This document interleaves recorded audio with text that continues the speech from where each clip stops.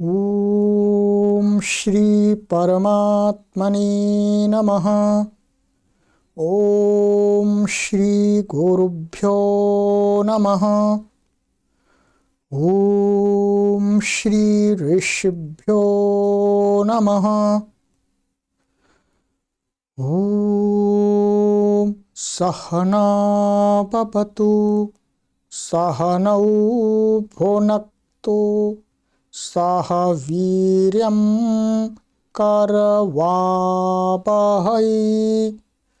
तेजस्विनावधीतमस्तु मा विद्विषावहै। ओम शांति शांति शांति।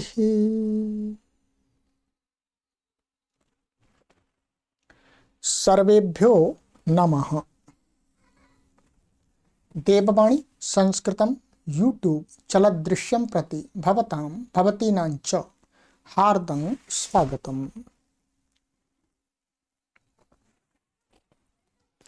मित्रों, अष्टाध्यायी भाष्य प्रथमावृत्तिः पंचमः अध्यायः प्रथमः पादः कक्षा संख्या तृतीया 3 को आज पढ़ेंगे, थर्ड क्लास को पढ़ेंगे ठीक। चलिएगा, गत कक्षा में हमने आपको यहां तक पढ़ा दिया था 17वें सूत्र तक, परिखाया ढई, ठीक है, यहां तक पढ़ा दिया था। प्राकृता छ का जो अधिकार चल रहा था वो यहीं पर समाप्त हो गया है, छ यहीं तक चल रहा था, ठीक है, अब आगे नहीं है, अब एक नया अधिकार चलेगा, ठीक है। चलिएगा, पुस्तक को ओपन कर लीजिएगा।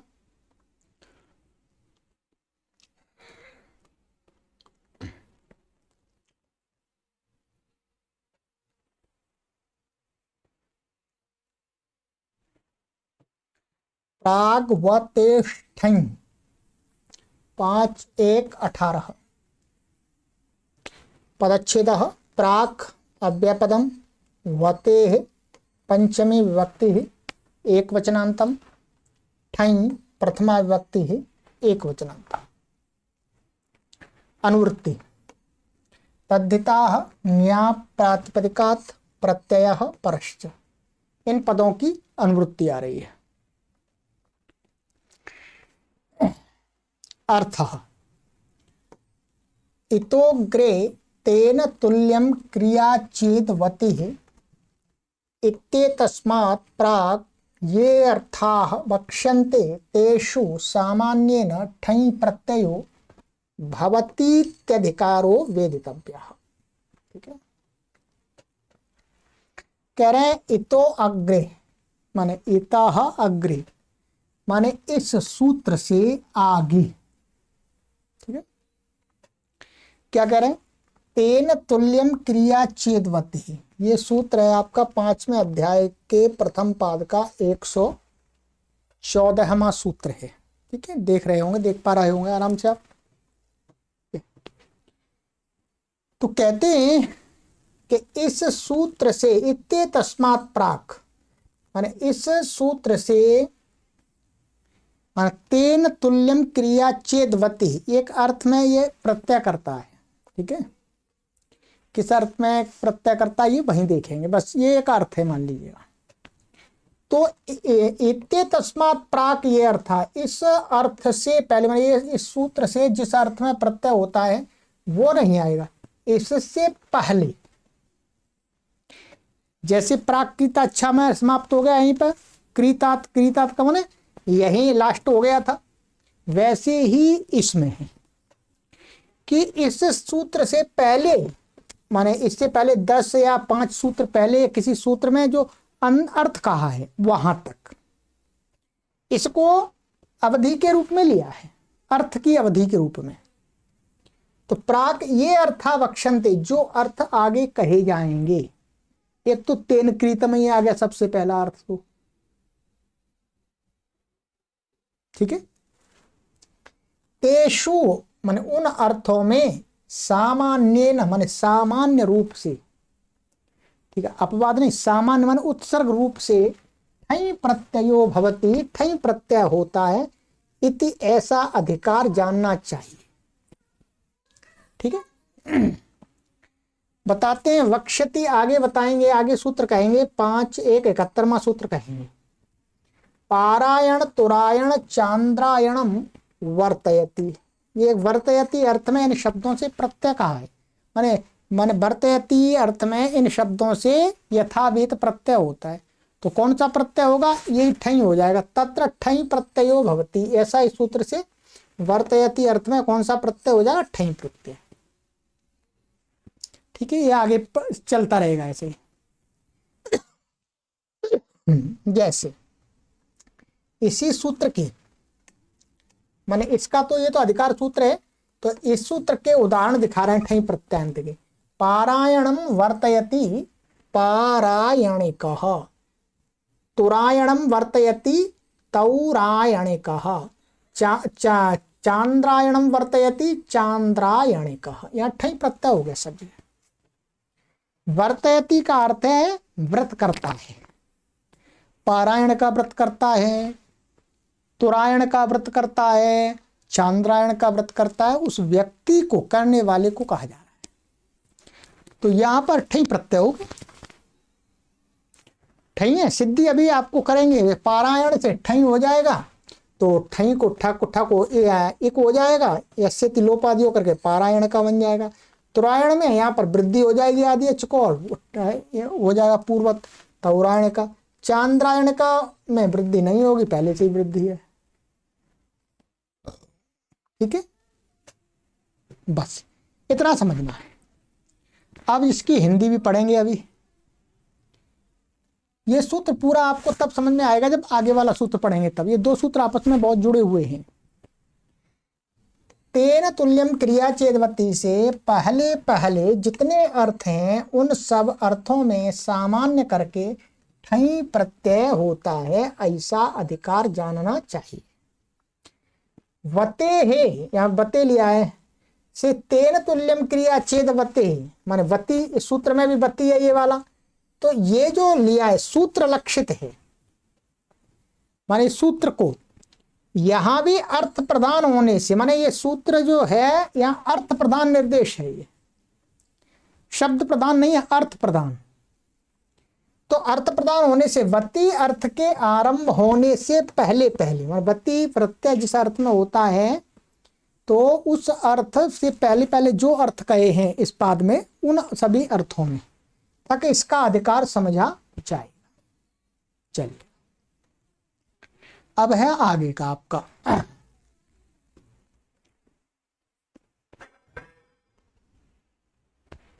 आगे सूत्र है हमारा आर्हादगो पुच्छ संख्या परिमाणात् ठक। इसमें आ अव्यपद है, अर्हात पंचमी व्यक्ति एक वचनांत है, अगो पुच्छ संख्या परिमाणात् पंचमी व्यक्ति एक वचनांत है, ठक प्रथमा व्यक्ति एक वचनांत है, ठीक है जी। समासः गोपुच्छंच संख्या च परिमाणंच गोपुच्छ संख्या परिमाणम, और न गोपुच्छ संख्या परिमाणम अगोपुच्छ संख्या परिमाणम, तस्मात् अगोपुच्छ संख्या परिमाणात्। तो पहले इनका द्वंद्व हो गया, समाहार द्वंद्व, और फिर इसका नहीं हो गया है, तो द्वंद्व गर्भ नहीं तत्पुरुष, समाहार द्वंद्व गर्भ नहीं तत्पुरुष समास हो गया। अनुवृत्ति तद्धिता ज्ञा प्रातिपदिकात् प्रत्ययः परश्च, ठीक है। ये लीजिए, अब इसका अर्थ देखेंगे, अर्थ समझना है आपको। इतो अग्रे तदर्हति अर्थ पर्यंतम ये अर्था वक्ष्यन्ते तेषु ठक प्रत्ययो भवति इत्यधिकारो वेदितव्यः। गोपुच्छ संख्या परिमाण वाच्य शब्दान वर्जयित्वा। अब क्या समझना है आपको? उसी के अधिकार में ध्यान देंगे। जो प्रागवतेष्ठ है उसका अधिकार और आगे तक जाएगा, उसका ये अपवाद सूत्र है वास्तव में, माने अधिकार सूत्र के रूप में अपवाद सूत्र भी है। ठीक है, ये क्या कहता है? ये कहता है इतो अग्रिमन, यहां से आगे तदर्हति, इसमें ले लिया तदर्हति सूत्र लिया है, 5वें अध्याय के प्रथम पाद का 62वां सूत्र लिया है। वो तो 114वां सूत्र है, वो चलेगा 114 तक और ये जाएगा 62 तक, 62 तक।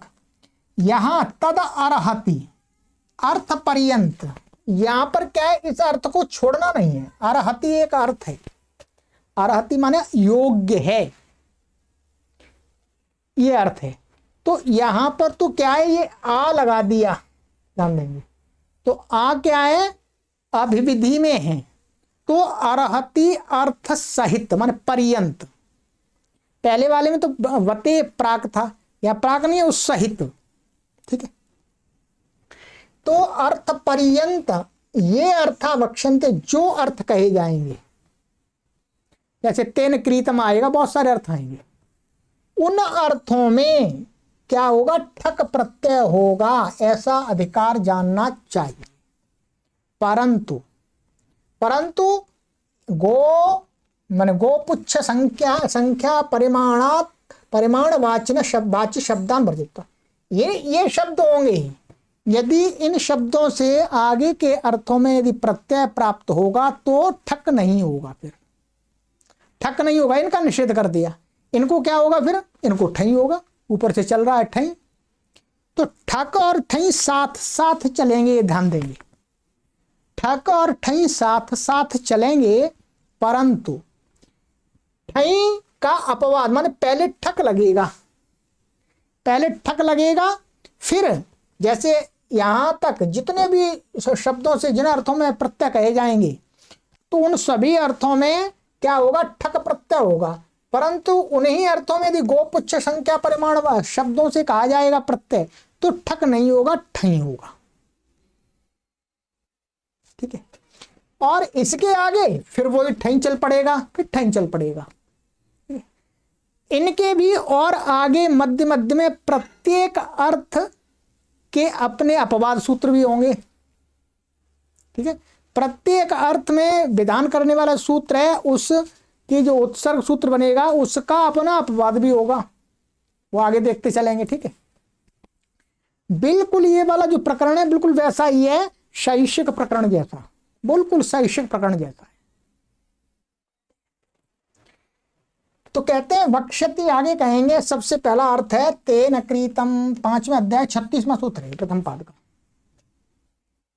तेन क्रीतम। तो तेन क्रीतम में क्या है? अब अर्हति अर्थ पर्यंत तक तो ठक चलेगा, ठई नहीं होगा। ठीक है, ठई को रोक दिया। तो कहते तत्र ठक प्रत्ययो भवति, ठक प्रत्यय हो जाएगा। जैसे उदाहरण दे रहे हैं, निष्केण क्रीतम नैष्किकम, पणेन क्रीतम पाणिकम। पण से खरीदा गया मुद्रा है प्राचीन काल की, और निष्क ये भी एक मुद्रा है।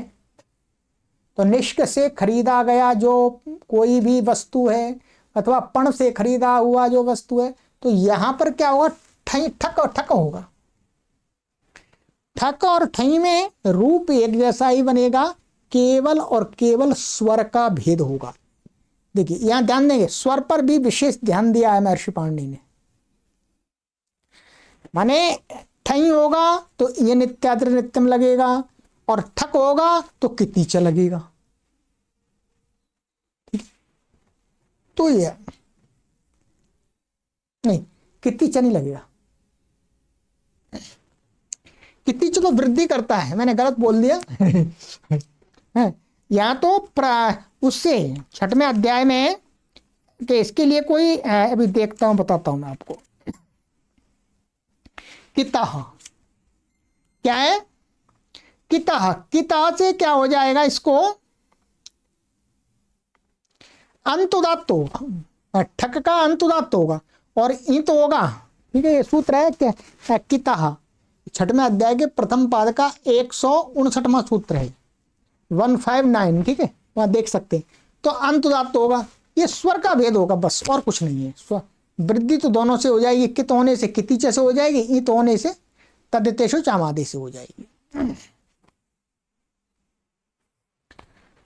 चलिएगा, तो ये हो गया। तो यहां पर क्या हो गया, ठक हो गया है, तो निष्क शब्द से निष्क टा और ठक हो गया, वृद्धि हो गई आदि को, यस्य तिलोप आदि होकर के ठक हो एक हो गया, टैष्क कम बन गया, पण से पाण कम बन गया। सिद्धि वास्तव में आगे करेंगे, यहां तो वैसे दिखा दिया, अधिकार सूत्र है। अब गुरुजी की हिंदी में पढ़ाऊंगा, उसको आपको समझना है, आप समझ में आ सकती है हिंदी। देखिए, यहां से आगे अरहति अर्थ पर्यंत जितने अर्थ कहे हैं उन सब अर्थों में सामान्य करके ठक प्रत्यय होता है। ठीक है जी, यह अधिकार जानना चाहिए, ये अधिकार है। परंतु गोपुच्छ संख्या और परिमाणवाची शब्दों को छोड़ करके, गोपुच्छ शब्द, संख्यावाची कोई शब्द हो अथवा परिमाण को कहने वाला कोई शब्द हो, अब क्या बता रहे हैं, उनको छोड़ करके प्रागवतेष्ठई के अधिकार के बीच में ही ठक का अधिकार कर दिया है, सो यह उसका अपवाद है। ये हमने बता दिया आपको, अपवाद है। आर हाथ गोपुच्छ संख्या परिमाणा ठक में जो आ यानी आ प्लस अरहात, तो ये जो आ है वो आंग का है, आंग उपसर्ग है उसका आ है, तो जो आंग का आ मिला है, ठीक है, तो यहाँ अरहात है, अरहात, तो आ और अरहात ऐसा शब्द है। ठीक है, अरहात माने अरहती लिया है। यहां आंग अभिविधि में है, ये मैंने आपको आंग समास प्रकरण में बताया था, दूसरे अध्याय के प्रथम पाद में, कि जो आंग है, और ये प्रथम अध्याय के चौथे पाद में भी बताया था। ठीक है, कि जो आंग होता है, ये वाला सूत्र था, आंग मर्यादा भी विद्यो, दूसरे अध्याय के प्रथम पाद का 12वां सूत्र पढ़ाया था मैंने। तो वहां क्या, जो आंग होता है मर्यादा और अभिविधि अर्थ में होता है।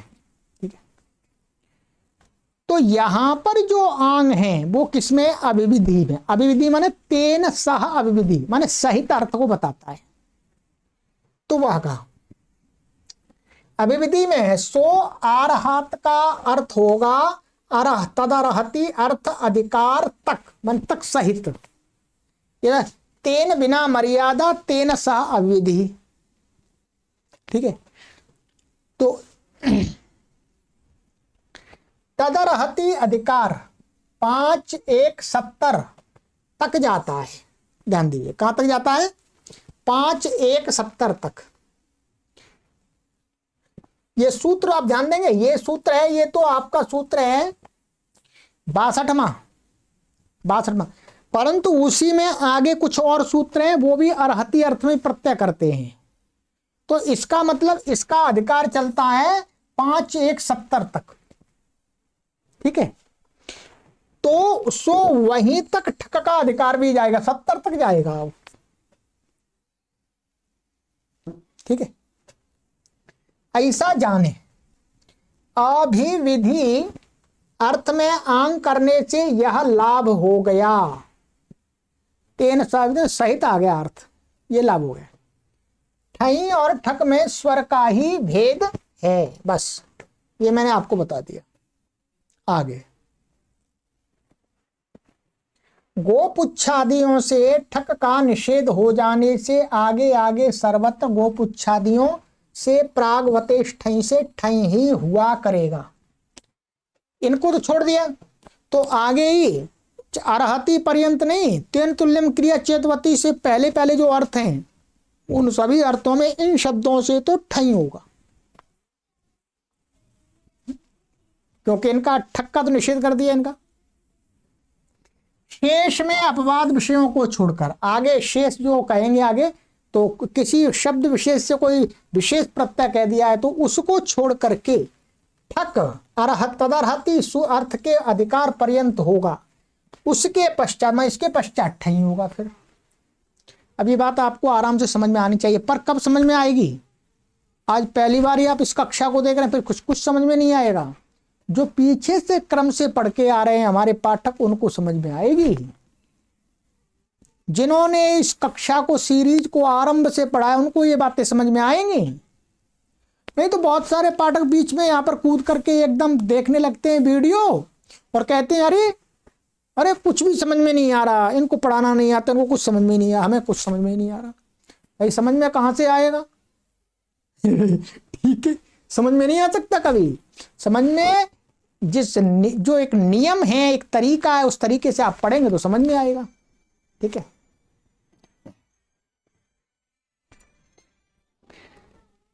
क्योंकि ये कोई अष्टाध्यायी का अध्ययन है, ये कोई ऐसा नहीं है शॉर्टकट वाला 1 मिनट की वीडियो से आपको पूरा भाषा का ज्ञान हो जाएगा। आजकल के बहुत सारे हमारे पाठक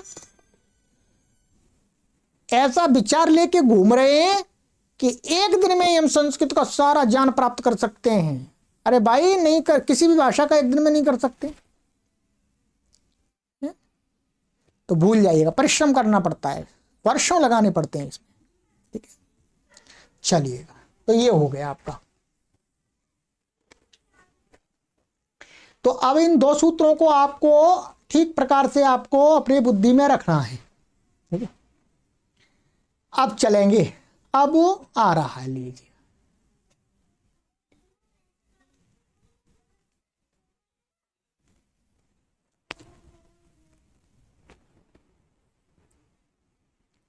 असमासे निष्कादिभ्यः, असमासे सप्तमी व्यक्ति एकवचनान्तम, निष्कादिभ्यः पंचमी व्यक्ति बहुवचनान्तम। समासः न समासः असमासः तस्मिन् असमासे नहीं तत्पुरुषः, नहीं तत्पुरुष समास हो गया है। निष्का आदिर येषां ते निष्कादयः तेभ्यः निष्कादिभ्यः बहुव्रीहि समास हो गया। ठीक है, अनुवृत्ति इसमें आ रही है। आरहात ऊपर से चलेगी, आरहात ठक तद्दिता न्याप्रातिपदिकात् प्रत्यय परश्च, इनकी अनुवृत्ति चलेगी। अब आरहात का मतलब हो गया, अभी चलिए अर्थ पढ़ लेते पहले। अर्थ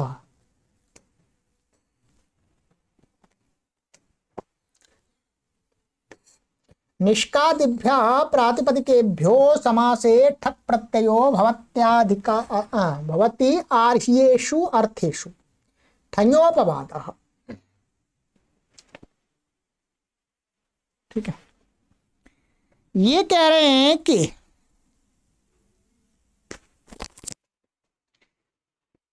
निष्कादि जो प्रातिपदिक है, निष्कादि गण है एक।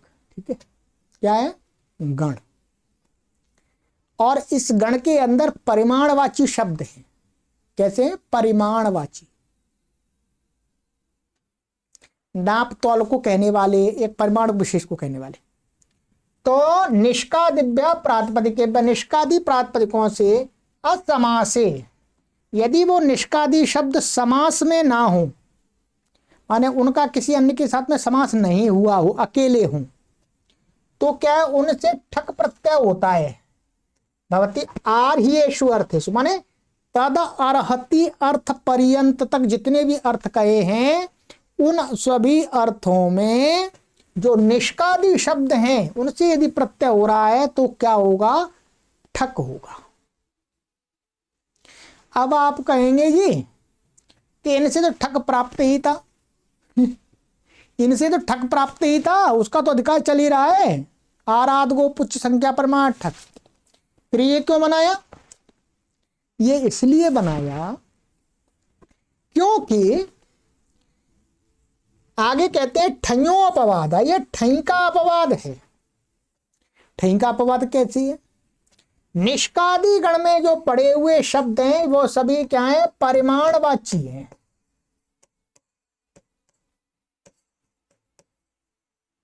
परिमाणवाची हैं। तो परिमाणवाचियों से क्या कह दिया था? अगो पुच्छ संख्या परिमाणात्मक परिमाणवाची शब्दों को ठक्का मना कर दिया था। ठक्का मना कर दिया तो ठई प्राप्त था। ठई प्राप्त था तो ठई प्राप्त था तो कहते हैं नहीं, सभी परिमाणवाची है। निष्कादी गण में पठित जो परिमाणवाची है उनसे तो आर्हीय अर्थों में क्या होगा, ठक प्रत्यय होगा जी, ठक ही होगा उनसे तो। इसके अलावा दूसरे निष्कादिगण में पठित शब्दों से भिन्न जो परिमाणवाची है उनसे ठई हो जाएगा। इस प्रकार से ठइयों अपवादा कहा है गुरु जी ने, ये समझ लीजिएगा अच्छे प्रकार से, ठीक है। तो कहते हैं निष्केण क्रीतम नैष्किकम पाणिकम पादिकम माशिकम, ये सभी परिमाणवाची शब्द हैं। तो ये कृतम अर्थ में सबसे पहला अर्थ आगे कृत अर्थ आएगा, इसलिए कृत अर्थ में दिखा रहे हैं, ठीक है। अब इसमें क्या है, निष्केण क्रीतम ऐसा हमने किया तो क्या होगा इसमें, निष्कटा और कृत अर्थ में तेन क्रीतम से प्रत्यय, तेन क्रीतम से क्या प्राप्त हो रहा था, तेन क्रीतम से क्या प्राप्त हो रहा था बताइएगा, क्योंकि ये परिमाणवाची है तो परिमाणवाचियों से तेन क्रीतम अर्थ में क्या प्राप्त हुआ, ठई प्राप्त हो रहा था, प्रागवतेश ठई के अधिकार वाला, क्योंकि ठक का तो निषेध कर दिया था। तो अब तेन क्रीतम लगाने लगेंगे, वैसे ही उसके साथ में कहेगा असमास है निष्कादिव्या, ये असमास में निष्कादियों से क्या हो जाएगा, ठक हो जाएगा, ठक हो जाएगा।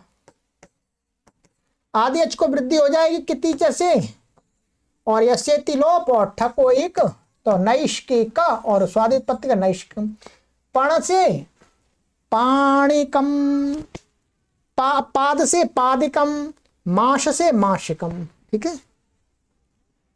तो बस आर ही अर्थ में केवल ये हो गया, ठीक है। ये दे तो ये उसका इस प्रकार से आपको समझना है।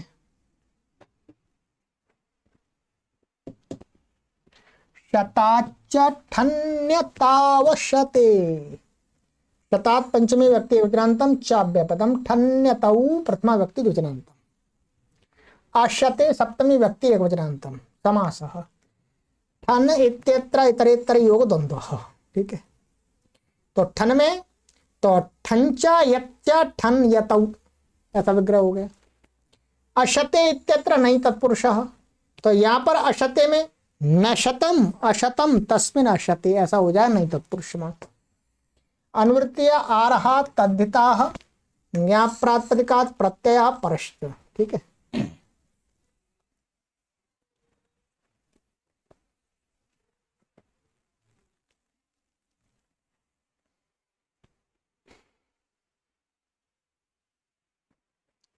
अर्थ शत प्रातिपदिका ठन्यतौ प्रत्ययौ भवतः, कहते हैं शत, ये शत का अर्थ है 100, शत प्रातिपदिक से ठन और यत प्रत्यय हो जाते हैं अशते अभिधेय आर्ह्येषु अर्थेषु। अशते अभिधेय माने 100 को ना कहना हो, 100 माने 100, अभी बता दूंगा कैसे, माने 100 अभिधेय ना हो तो आर ही अर्थों में। ये किसका अपवाद है, ये भी ठई का अपवाद है। किसका अपवाद है, हाँ ठई का नहीं, ये कन का अपवाद है। ये आगे सूत्र आ रहा है कन, ठीक है। यहां पर संख्यावाचियों से आर ही अर्थ में ठक का अपवाद ये कन है और कन का अपवाद ये ठन और यत है शत शब्द में, ऐसा है क्रम, ठीक है।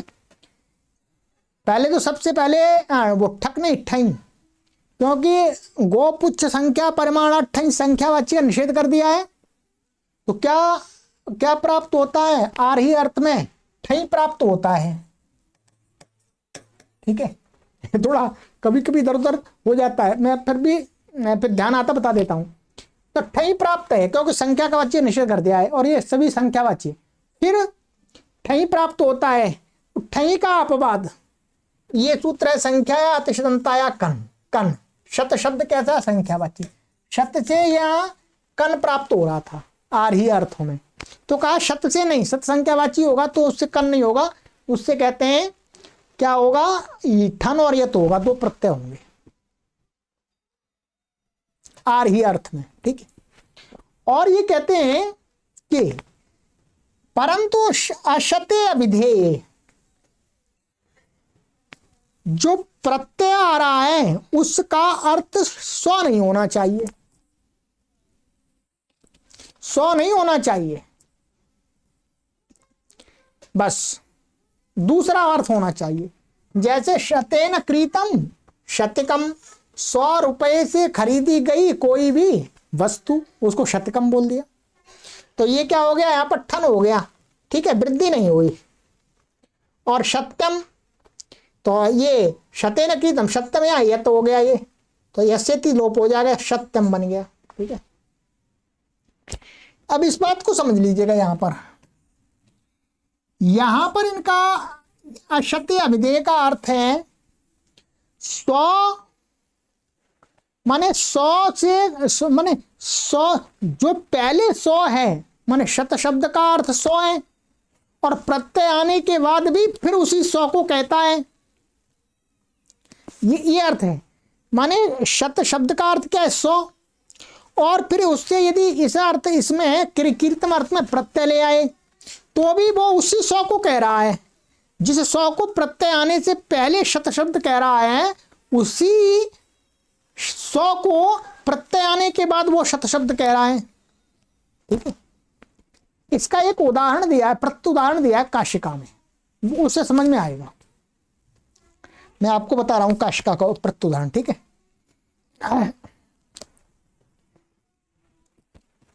यहां पर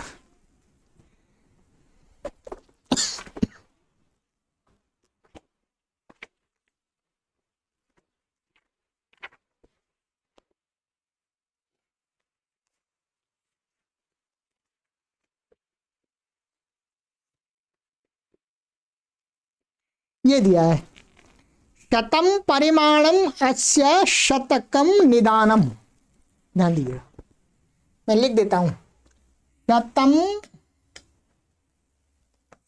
सिद्धि में कोई विशेष नहीं है, शतम परिमाणम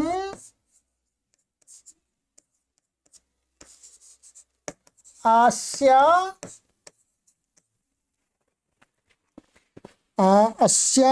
शतकम निदानम, ये इसका उदाहरण है, शतकम निदानम।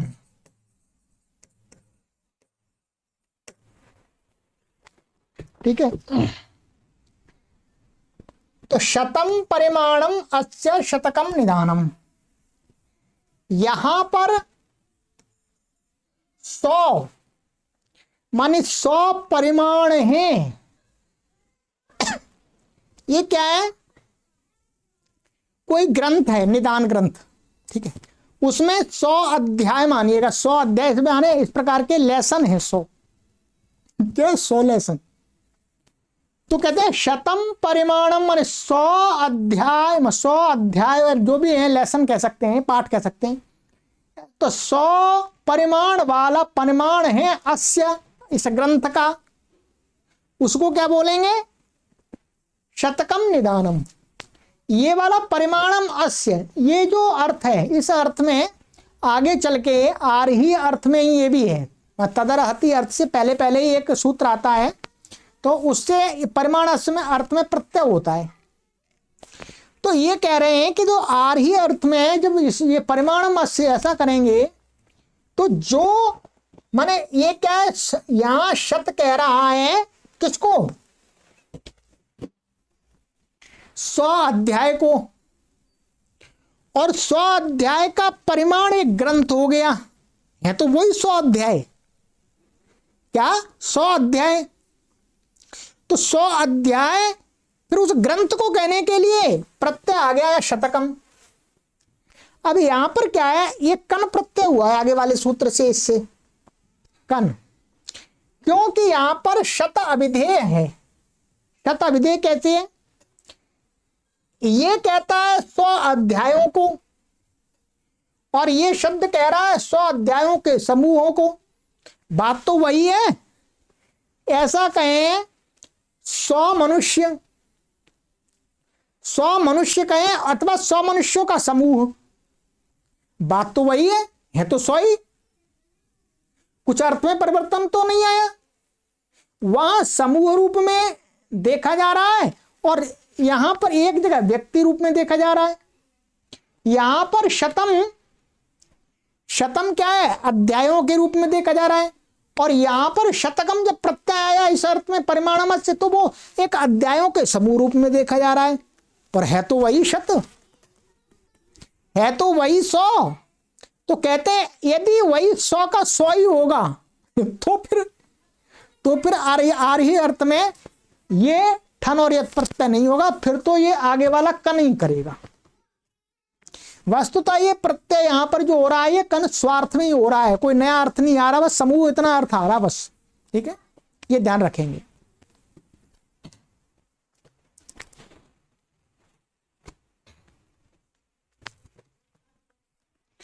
अभी आपको हो सकता है ये बात थोड़ी कठिन लगेगी, पर आप जब काशी का पढ़ेंगे तो समझ में आ जाएगी।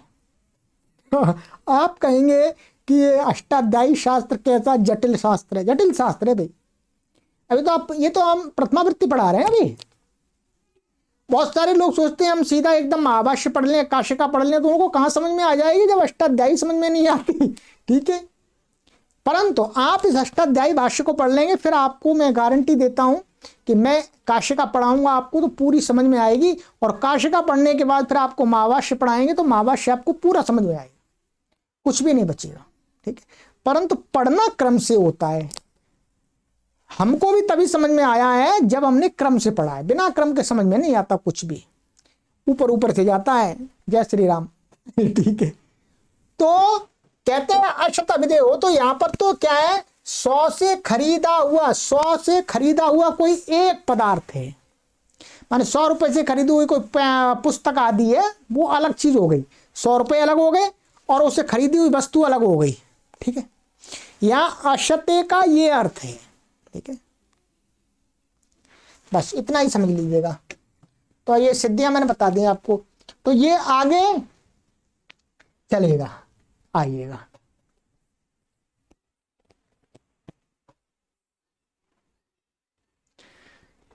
तो चलिएगा, आज की कक्षा में इतना ही करते हैं, और ये सूत्र बताइए कितना समझ में आया, कितने प्रतिशत आया। ठीक है, और ठीक है, ये थोड़े से इनको सूत्रों को समझ लीजिएगा। 3 4 4 हुए। चलिएगा, एक सूत्र और पढ़ा देते हैं, 5 कर देते, कम से कम 5 तो हो ही जाए। ठीक, चलिए पढ़िएगा। अभी हमारे पास 5 6 7 मिनट भी हैं, अभी हमारी 37 38 मिनट हुई है, 7 मिनट और पढ़ लेते हैं। संख्याया अतिशदंताया कन, पता है, संख्याया पंचमी व्यक्ति एकवचनांतम, अतिशदंताया पंचमी व्यक्ति एकवचनांतम, कन प्रथमा व्यक्ति एकवचनांतम। समासः तिश्च षच्च त्रिशतौ त्रिशतावंतावस्याः सा संख्या त्रिशदंता द्वंद्व गर्भ बाहुव्रीहि। अब इसको समास को समझिएगा।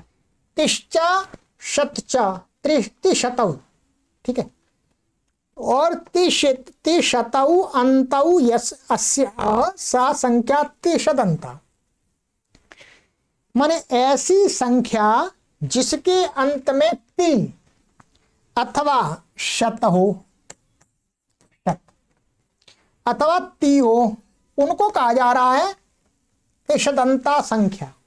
तो द्वंद्व करो बहुब्री समास है। ठीक है, जैसे ये है आपका विंशति शब्द है, विंशति, इसके अंत में क्या है, ति है, ति है। ऐसे एक विंशति, दो विंशति, त्रिविंशति, सब में ति है, वो संख्या है। और शत, जैसे यहां पर त्रिशत, त्रिशत का अर्थ 30 हो गया, त्रिशत एक, त्रिशत द्वा, त्रिशत, चत्वारिंशत, इस प्रकार से शत इसके अंत में या शत अंत में, वो सारी संख्या क्या हो जाएंगी, शतंत हो गई। 2 प्रकार की संख्या ली है यहाँ पर।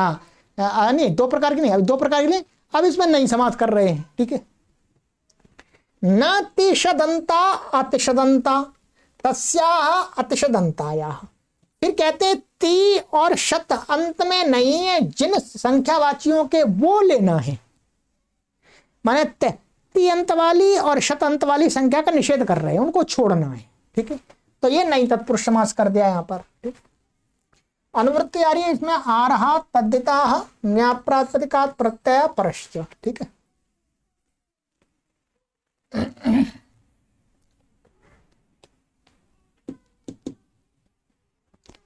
अर्थ अत्यंताया अशदंतायाश्च संख्याया कन प्रत्ययो भवत्यार्हीयेष्वर्थेषु। कहते हैं अत्यंता माने अत्यंत ती अंत वाली को छोड़ करके, और अशदंत का अर्थ शत अंत वाली को छोड़ करके। ठीक है, ऐसी संख्या से कन प्रत्यय होता है आर्ह्य अर्थ में, मत अर्हति पर्यंत अर्थों में। ठीक है, ये किसका अपवाद है? ये ठक का अपवाद है, वो संख्यावाची ठई का अपवाद है। किसका? ठई का, क्योंकि मैं संख्यावाची का तो निषेध कर दिया था, तो ये ठई का अपवाद हो गया। अब क्या है, ये जो ती अंत वाली संख्याएं हैं, जो ती अंत वाली संख्या होंगी उनसे तो ठई ही होगा, उनसे क्या होगा? ठई होगा। और ऊपर जो शत शब्द आया था, शत से इस सूत्र से क्या प्राप्त था? कन, तो उससे कर दिया अशत अभिधेय होने पर ठन और यत कर दिया। ठीक है, और शत अभिधेय होगा क्या? शत अभिधेय होगा तो फिर कन हो जाएगा।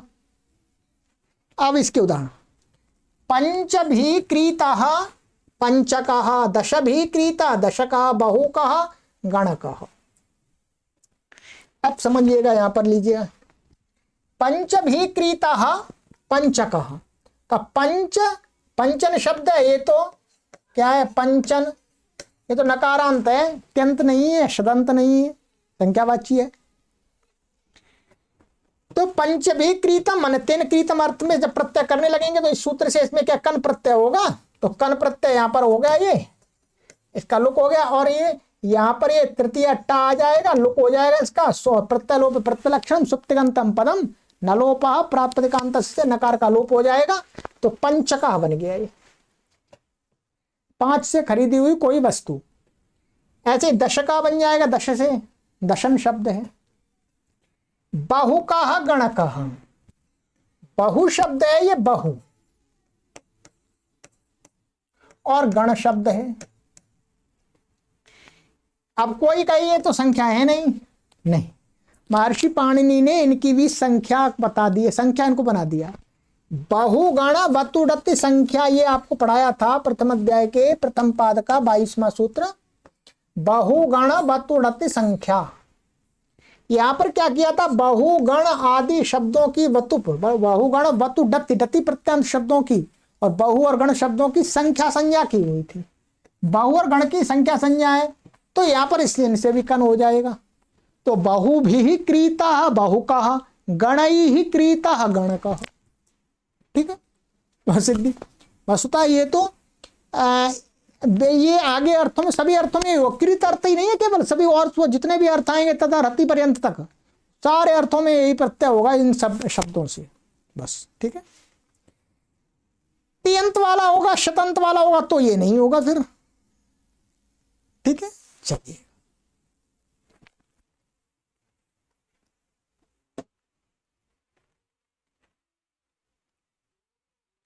चलिए, ऐसे तो चलता ही जाएगा, आगे आगे चलेगा। तो अब यहीं तक विराम करते हैं, 22वां सूत्र तक। ठीक है, चलिए, देखो वो एक ही प्रकरण चल रहा है अब तो। सर्वेभ्यो नमः।